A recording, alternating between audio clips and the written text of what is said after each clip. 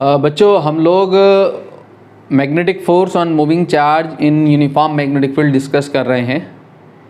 Alright, यहाँ से हम आगे उसी टॉपिक को कंटिन्यू करते हुए आगे हम देखने जा रहे हैं कि जब चार्ज पार्टिकल जो होगा हमारा डिफरेंट एंगल पे मैग्नेटिक फील्ड के अंदर एंट्री ले रहा होगा, तो मैंने आपको बताया था कि चार्ज पार्टिकल की काइनेटिक एनर्जी दो ही जगह फोर्स लगता है। पहली बात आप ये याद रखें, अपने जहन में बिठा लें कि चार्ज पार्टिकल के ऊपर फोर्स दो ही जगह लगता है, एक इलेक्ट्रिक फील्ड के अंदर, दूसरा मैग्नेटिक फील्ड के अंदर। ठीक है, इलेक्ट्रिक फील्ड के अंदर चार्ज पार्टिकल के ऊपर इलेक्ट्रिक फील्ड वर्क डन करता है। ठीक है, W = QV।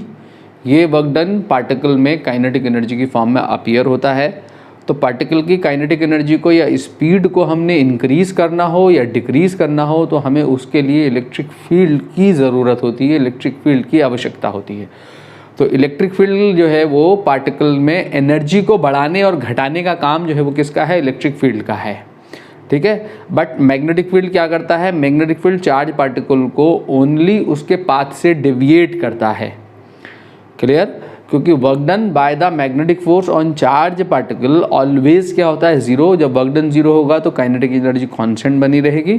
Kinetic energy constant होने का मतलब ये हुआ स्पीड कांस्टेंट होगी। तो पार्टिकल की, चार्ज पार्टिकल की स्पीड मैग्नेटिक फील्ड के अंदर क्या बनी रहती है? कांस्टेंट बनी रहती है। ठीक है, वो ना बढ़ती है ना घटती है। ठीक है, तो मैग्नेटिक फील्ड जो है पार्टिकल को सिर्फ और सिर्फ उसके पाथ से डेविएट कराता है। ठीक है बच्चों, तो हमने अब यहाँ क्या देखना है? आज का जो हमारा डिस्कशन है चार्ज पार्टिकल के लिए डिफरेंट एंगल पे चार्ज पार्टिकल को हमने मैग्नेटिक फील्ड के अंदर एंट्री कराना है और उसके लिए चार्ज पार्टिकल का डेविएशन हमने यहाँ देखना है, टाइम स्पेंड देखना है, डेविएशन देखना है, रेडियस ऑफ द पाथ देखना है। रेडियस अगर वो किसी पाथ पे घूम रहा है तो उस पाथ का रेडियस वगैरह ये सब चेक करनी है। ऑलराइट, तो सबसे पहला केस है हमारा, यहाँ पे हम क्या देखने जा रहे हैं? Path of charge particle, path of charge particle in uniform magnetic field, in uniform magnetic field. ठीक है बच्चों, तो यूनिफॉर्म मैग्नेटिक फील्ड में हम चार्ज पार्टिकल के पाथ को डिस्कस करने जा रहे हैं। सबसे पहला केस है मेरा, जो पहला केस है हमारा, व्हेन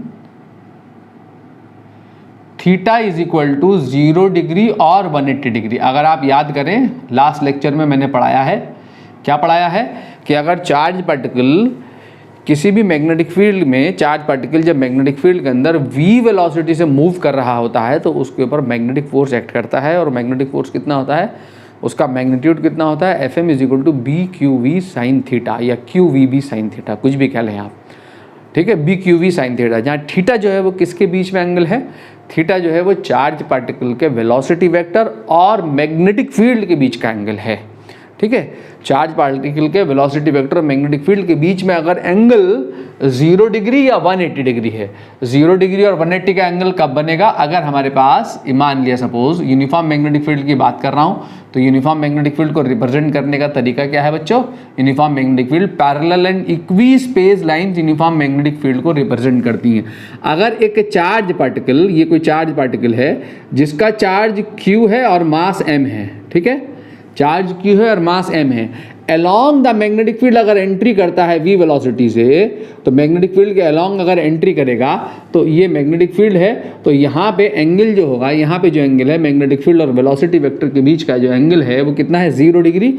अगर ये चार्ज पार्टिकल है, मान लो ये चार्ज पार्टिकल है, इसका चार्ज Q है और मास M है, ये अगर मैग्नेटिक फील्ड के अपोजिट डायरेक्शन में एंट्री करता है ऐसे, तो यहाँ पे जो एंगल है वो कितना बन रहा है? 180 डिग्री।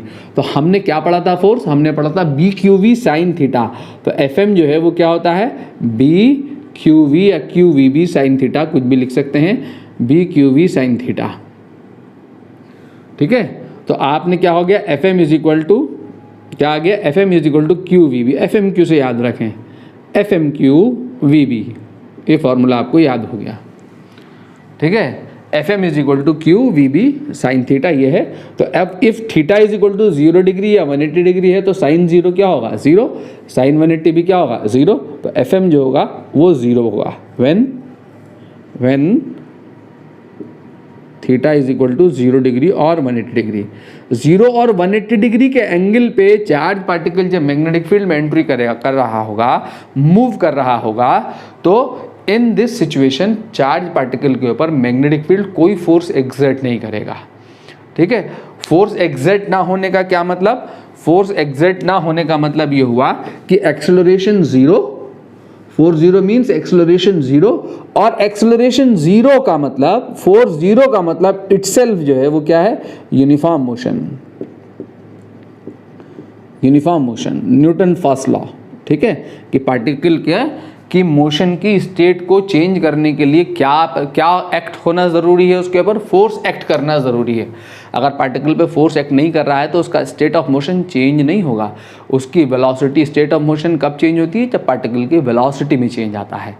ठीक है, वेलोसिटी में कोई चेंज नहीं आएगा। वेलोसिटी का मैग्नीट्यूड और वेलोसिटी की डायरेक्शन क्या बनी रहेगी? कांस्टेंट बनी रहेगी। तो कांस्टेंट बनी रहने का मतलब ये होगा कि पार्टिकल जो होगा वो कौन से पाथ पे निकल जाएगा? इसी पाथ के अलोंग, स्ट्रेट पाथ के अलोंग मूव कर जाएगा, इसी स्ट्रेट पाथ के अलोंग मूव कर जाएगा ऐसे। So path of the particle is straight line. ठीक है, so particle will move with constant velocity. Constant speed तो होती ही है, यहाँ डायरेक्शन भी चेंज नहीं होगी, तो वेलोसिटी कांस्टेंट हो गई। So path of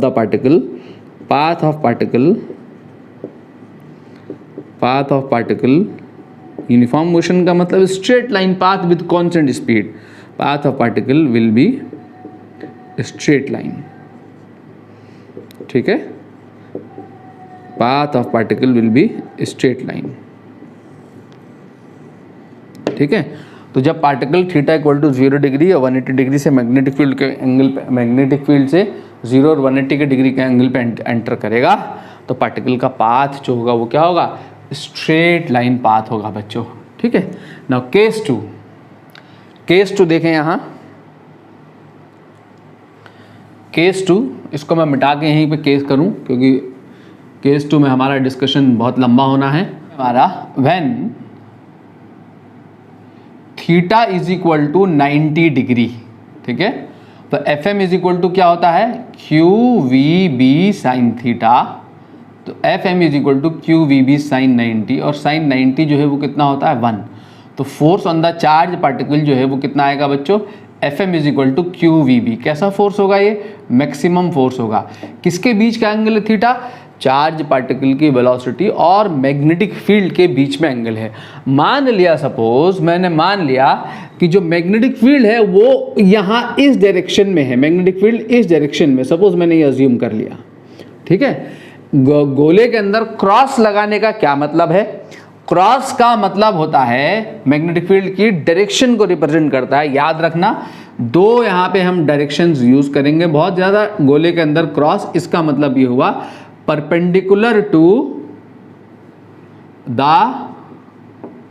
plane of paper.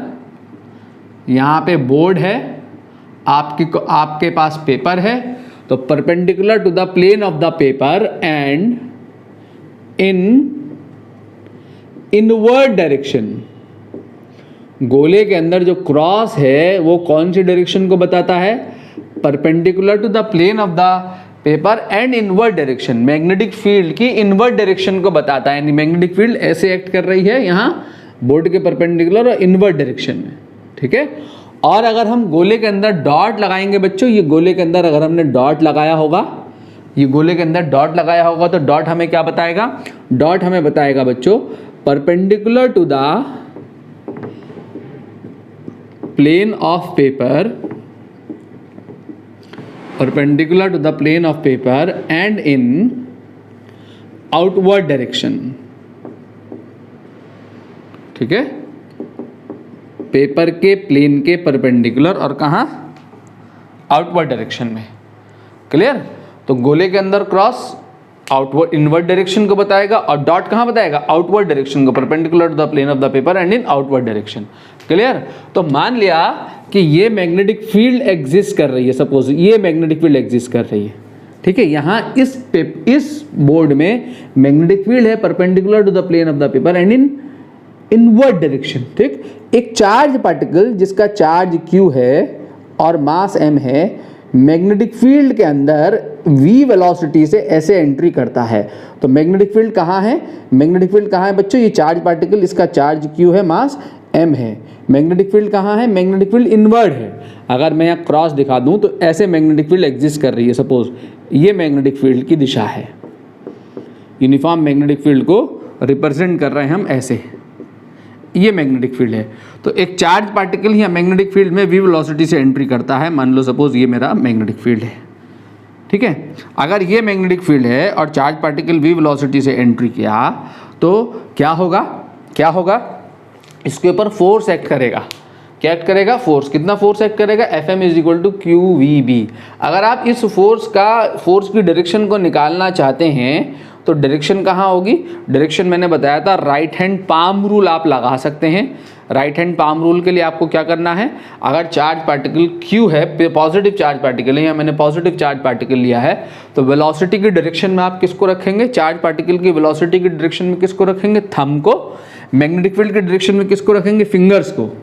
Fingers को आपने मैग्नेटिक फील्ड की डायरेक्शन में रखना है, ठीक है। सब लोग अपना फिंगर्स उठाएं, जो लोग यहाँ पे लेक्चर को देख रहे हैं वो सब लोग फिंगर राइट हैंड पाम को उठाएं। जब भी मैं राइट हैंड पाम अपना उठा रहा हूँ, इसको अप्लाई कर रहा हूँ, आप भी साथ साथ करिए इस काम को, ठीक है। ये अप्लाई करना, ये आना बहुत ज़रूरी है, ठीक है। तो राइट पाम उठाइए सब लोग अपना, ठीक है। उठाने के बाद आपको क्या करना है कि थंब को रखना है +Q चार्ज की वेलोसिटी की डायरेक्शन में। तो थंब को रखिए अपनी नोटबुक में +Q चार्ज की वेलोसिटी की डायरेक्शन में। ये +Q चार्ज है, इसकी वेलोसिटी की डायरेक्शन में थंब को रखो, ठीक है। रखने के बाद फिंगर्स को रखो मैग्नेटिक फील्ड की डायरेक्शन में। फिंगर्स को मैग्नेटिक फील्ड की डायरेक्शन में रखोगे तो ऐसे आएगी फिंगर्स, ऐसे आएगी, ऐसे इनवर्ड है मैग्नेटिक फील्ड। ये फिंगर आई मैग्नेटिक फील्ड की डायरेक्शन में, ठीक है। और रखने के बाद पाम को जब आप पुश करोगे तो पाम पे पुश जो होगा वो किसको बताएगा, मैग्नेटिक फोर्स की दिशा को बताएगा, यानी मैग्नेटिक फोर्स इस डायरेक्शन में आएगा ऐसे, ठीक है।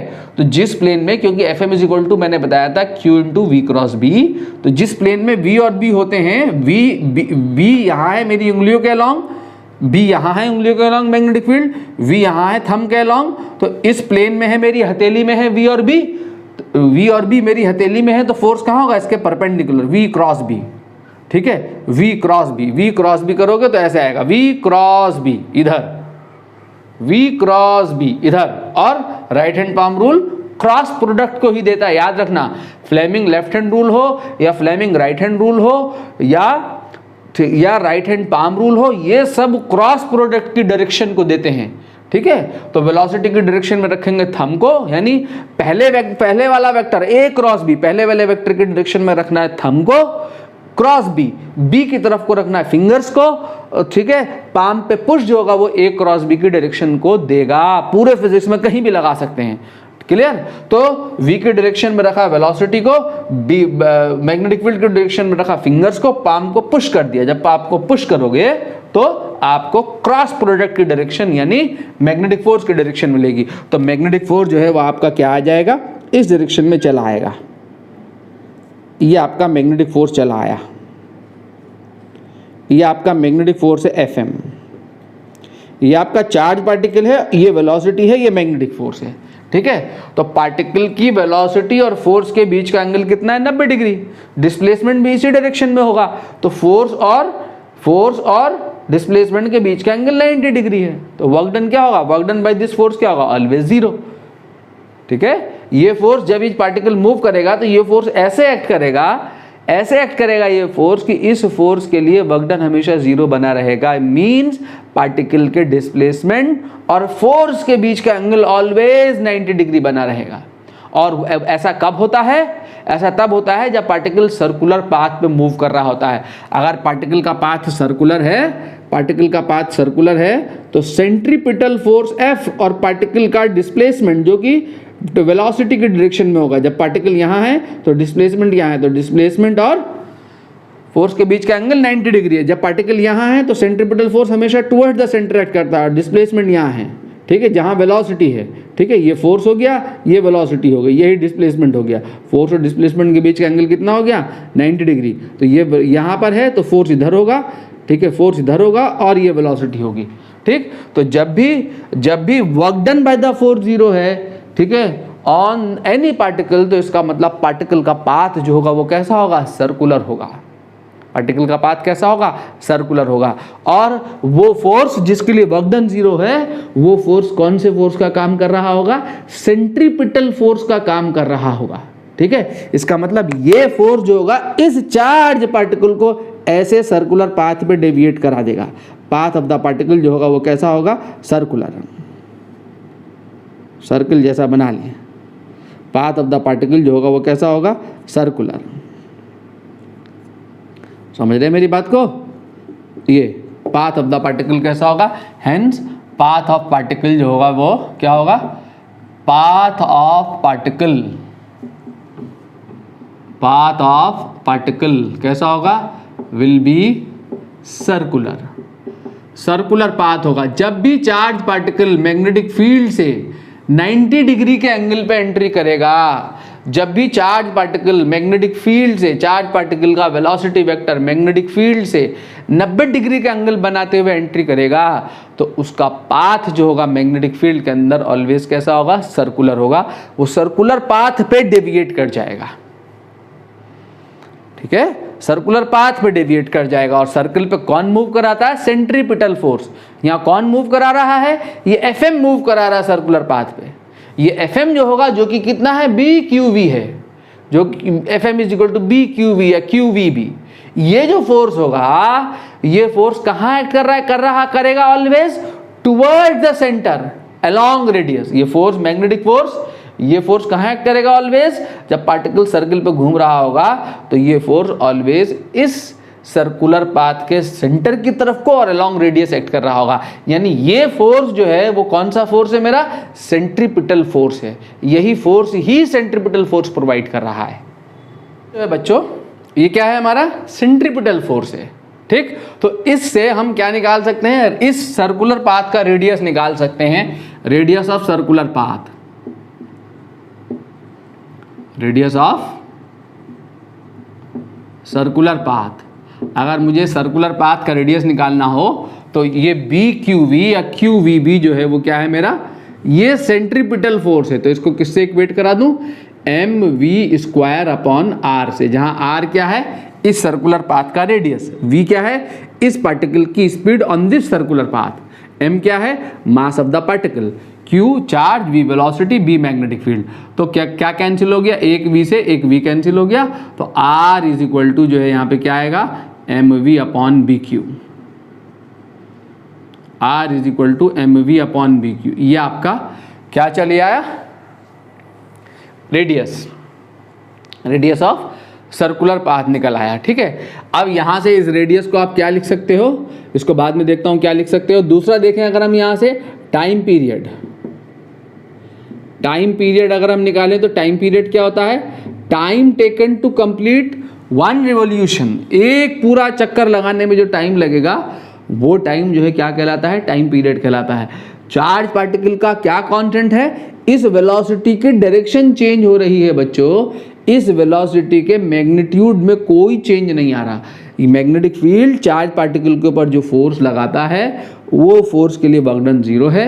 वर्क डन 0 होने का मतलब काइनेटिक एनर्जी में कोई चेंज नहीं, स्पीड में कोई चेंज नहीं, सिर्फ डायरेक्शन ऑफ मोशन बदल रहा होता है। तो कांस्टेंट स्पीड से पार्टिकल इस पाथ पे रिवॉल्व कर रहा है।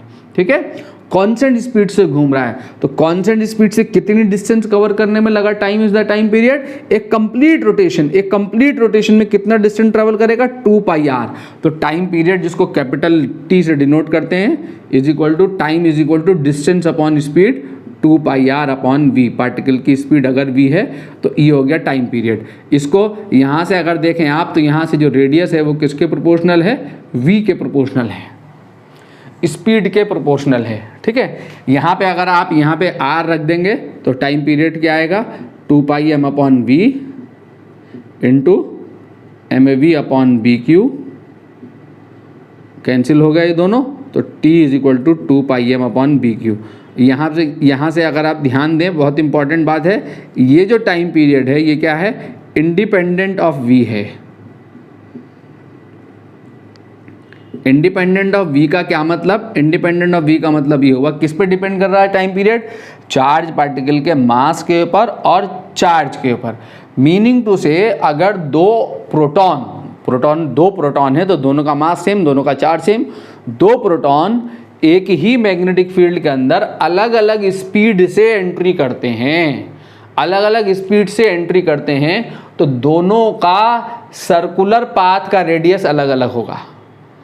कौन बड़े सर्किल पे जाएगा, जिसका रेडियस बड़ा होगा। किसका रेडियस बड़ा होगा, से दो प्रोटॉन है तो दोनों का मास सेम, दोनों का मास सेम, चार्ज सेम, एक ही मैग्नेटिक फील्ड में है, बी सेम, तो आर बी पे डिपेंड करेगा।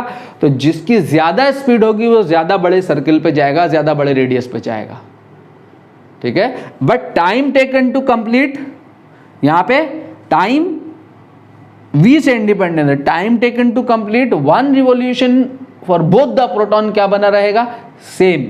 तो एक रोटेशन में लगा टाइम, एक रोटेशन में लगा टाइम दोनों प्रोटॉन के लिए सेम होगा। वो प्रोटॉन जो ज्यादा स्पीड से मूव कर घूम रहा है मैग्नेटिक फील्ड के अंदर, और वो प्रोटॉन जो कम स्पीड से घूम रहा है मैग्नेटिक फील्ड के अंदर, दोनों का टाइम पीरियड सेम होगा, ठीक है। ज्यादा बड़े रेडियस वाला बड़े सर्किल पे घूम रहा होगा तो स्पीड ज्यादा होगी, छोटे वाला जो है किससे कम स्पीड वाला कम रेडियस के सर्किल पे घूम रहा होगा तो ज़्यादा स्पीड से क्या होगा, ज़्यादा दूरी कवर करेगा, और कम स्पीड से कम दूरी कवर करेगा, सच दैट दोनों में लगा टाइम क्या बना रहेगा, सेम बना रहेगा। तो टाइम पीरियड जो है वो स्पीड पे डिपेंड नहीं करता, ध्यान दें, ठीक है। सिर्फ कौन डिपेंड करता है स्पीड पे पार्टिकल्स की, radius of the circular path, clear. Now frequency अगर हम निकालें यहां से, फ्रीक्वेंसी क्या होती है, number of oscillation in 1 second, number of, यहाँ पे क्या हो जाएगा, number of revolution the particle in 1 second. 1 second में पार्टिकल जितने चक्कर लगा गया वो उसकी फ्रीक्वेंसी है। तो फ्रीक्वेंसी क्या होती है, 1 अपॉन टाइम पीरियड। और टाइम पीरियड को हम यहाँ पे रखें, टाइम पीरियड क्या है, 2πm अपॉन बी क्यू, तो इसका रेसिप्रोकल करोगे तो FM जो है वो क्या आ जाएगा, BQ अपॉन 2πm। ये भी किससे इंडिपेंडेंट है, independent of V, independent of V, ठीक है बच्चों। नाउ एंगुलर फ्रीक्वेंसी अगर निकालें, एंगुलर फ्रीक्वेंसी निकालने के लिए क्या करना होता है, omega is equal to 2πf, omega is equal to 2πf, ये एंगुलर फ्रीक्वेंसी होती है, ठीक है। इस f को यहाँ डालोगे तो 2π कैंसिल हो जाएगा, तो omega is equal to BQ upon m, ठीक है। Omega is equal to BQ upon m, ये आपकी क्या आ गई, एंगुलर फ्रीक्वेंसी चली आई, क्लियर। तो ये भी किससे इंडिपेंडेंट है, ये भी इंडिपेंडेंट है V से। तो पार्टिकल की स्पीड पे कौन डिपेंड करता है, only radius of the circular path. Time period, frequency and angular frequency जो है वो स्पीड से क्या होती है, इंडिपेंडेंट होती है, क्लियर है बच्चों।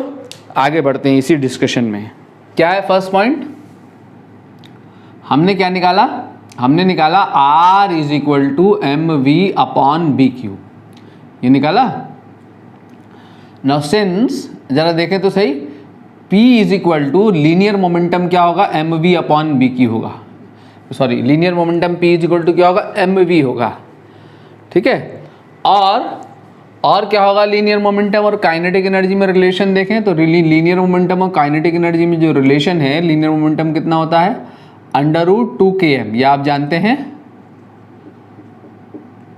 काइनेटिक के क्या है यहाँ, काइनेटिक एनर्जी है, m क्या है यहाँ, मास ऑफ द पार्टिकल है, क्लियर। अगर कोई चार्ज पार्टिकल v वोल्ट के पोटेंशियल डिफरेंस से एक्सेलरेट कर जाए तो work done by the charge particle कितना हो जाएगा, work done by the v volt के पोटेंशियल डिफरेंस से अगर एक्सेलरेट कर गया चार्ज पार्टिकल तो work done by the electric field on charge particle कितना होगा, W is equal to QV, V is the potential difference, Q is the charge, ठीक है। वर्क एनर्जी थ्योरम लगाओगे तो ये वर्क डन किस फॉर्म में अपीयर होगा, काइनेटिक एनर्जी की फॉर्म में। तो kinetic energy acquired by the particle कितनी होगी, QV, ठीक। इस QV को अगर मैं यहाँ रख दूँ या K काइनेटिक एनर्जी में, तो ये क्या हो जाएगा मेरा √2 QVm बन जाएगा।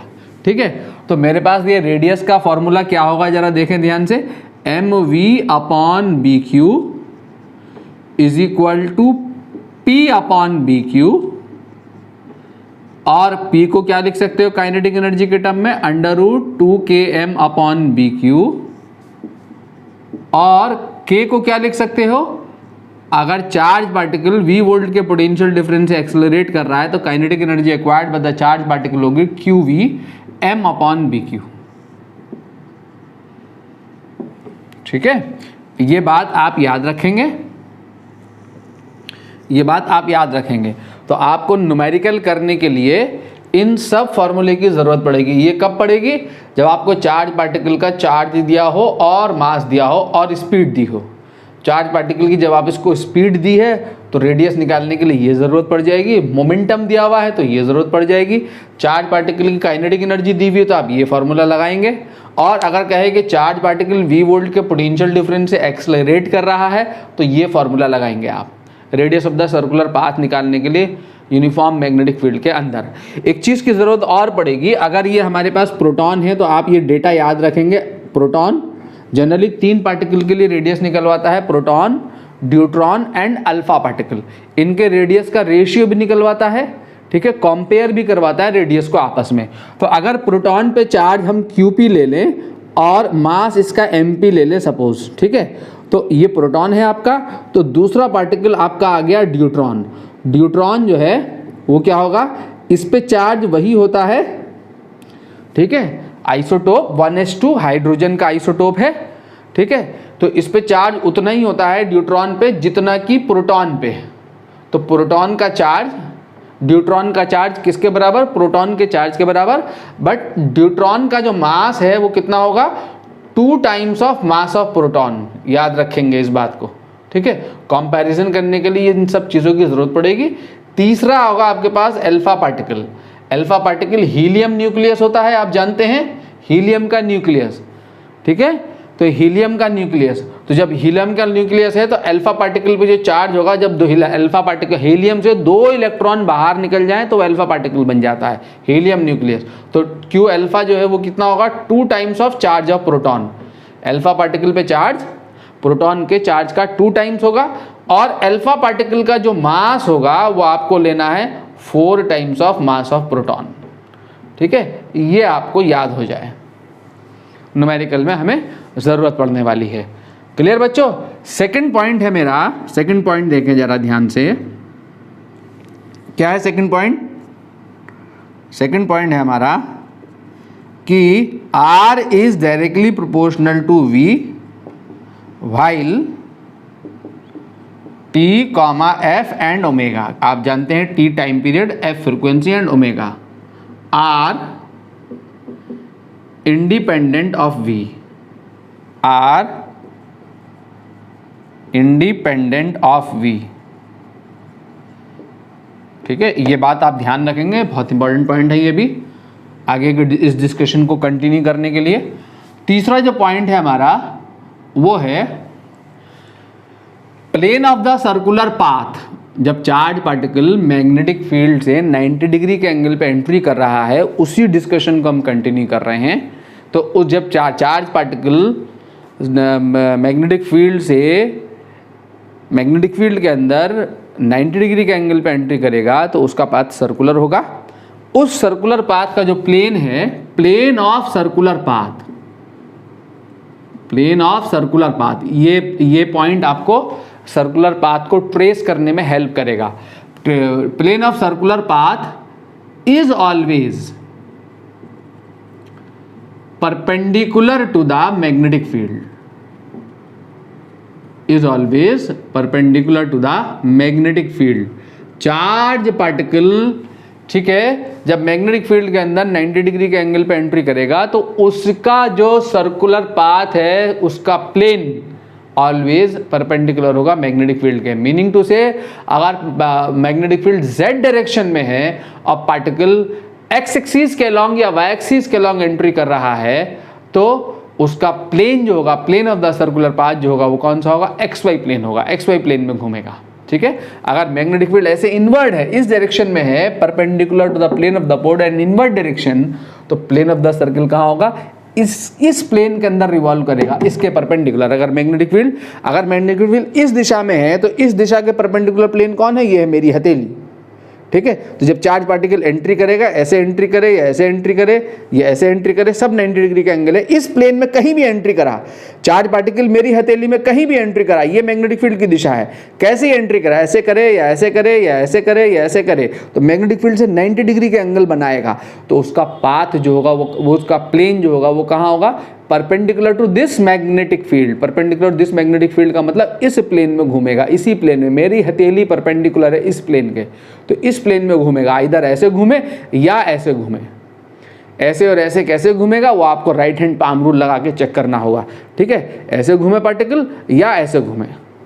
ठीक है, अगर मैग्नेटिक फील्ड अपवर्ड डायरेक्शन में है, अपवर्ड डायरेक्शन में, तो इस अपवर्ड डायरेक्शन के परपेंडिकुलर प्लेन कौन है बच्चों, ये है मेरी हथेली, इज द परपेंडिकुलर प्लेन। तो मेरी हथेली में पार्टिकल एंटर कर रहा है किसी भी दिशा, कहीं भी ऐसे एंट्री करे तो इस डायरेक्शन से 90 डिग्री का एंगल है, ऐसे एंट्री करे तो इस डायरेक्शन से 90 डिग्री का एंगल है, ऐसे एंट्री कर रहा है तो इस डायरेक्शन से 90 डिग्री का एंगल है, ऐसे एंट्री, कहीं भी एंट्री कर रहा है, इस प्लेन में वेलोसिटी है वो कहीं भी है, तो इससे 90 डिग्री का एंगल बनाएगी वो वेलोसिटी। ठीक, तो जब एंट्री करेगा, जब चार्ज पार्टिकल इस मैग्नेटिक फील्ड से 90 डिग्री के एंगल पर एंट्री करेगा कहीं भी, तो इस हथेली में घूमेगा ऐसे करके, आइदर ऐसे घूमे या ऐसे घूमे। ठीक है, समझ रहे मेरी बात को। तो प्लेन ऑफ द सर्कल जो होगा वो ऑलवेज कहाँ होगा, याद रखेंगे, perpendicular to the direction of magnetic field. ठीक है, that is if magnetic field is in z direction, then plane of circle will be xy plane। ठीक है, मान लिया सपोज इसको मैं फिगर से दिखाऊं,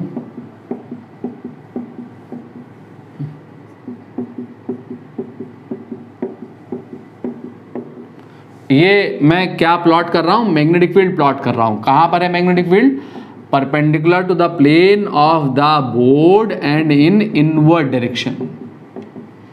ठीक है, सपोज एक ऐसा चार्ज पार्टिकल जिसका चार्ज q है और मास m है, v1 वेलोसिटी से मैग्नेटिक फील्ड के अंदर एंट्री करता है। ठीक है, एक दूसरा चार्ज पार्टिकल, इस पार्टिकल का भी चार्ज q ही है, इस पार्टिकल का भी चार्ज q है और मास m है।